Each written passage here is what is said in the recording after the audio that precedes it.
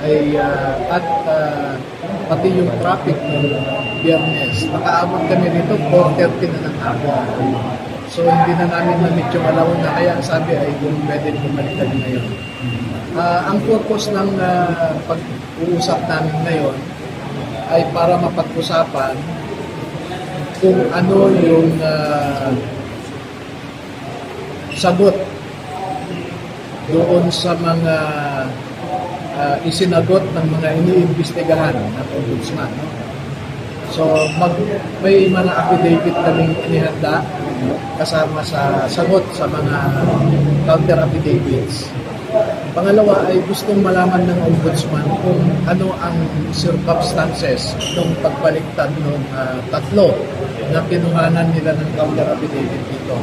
4 yung bumaliktad, pero 3 lang ang nakapirma ng affidavit sa Ombudsman. No? Yung isa, hindi naman kinuhanan ng affidavit ng Ombudsman. So, ipapaliwanag namin sa kanila, dito sa Ombudsman's Office, yung circumstances, pati yung mga screenshots ng mga text messages sa panunuhol.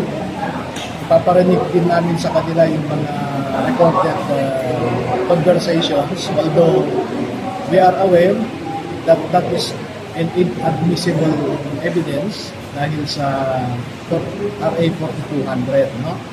Pero gusto lang namin i-assure ang Office of the Ombudsman na yung pagbaliktad ng 4 ay dahil sa matinding panunuhol, ay kasama na rin panganakot. At saka sasabihin din namin kung sino yung mga tao na nasa likod ng panunuhol na ito. Sa mga natitira ba, meron pa bang moving attempt para bumaliktad yung pag natitira ng mga dating barangay minsan? Yes, as of Friday, no, meron pa rin. May nagte-text. Yung isa nga, si Benny Voluntate, ay parang nakikiusap dito sa isa, may Hill Navidad, na kung pwede, sumama na siya sa kanila. Pero mukhang binibigtahan lang siya based sa nakita ko na record na FaceTime ba yun? O video call, no?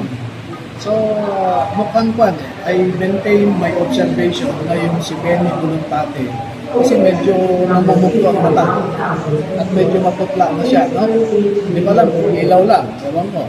Pero mukhang if you look at his demeanor, his body language, I think he is in distress.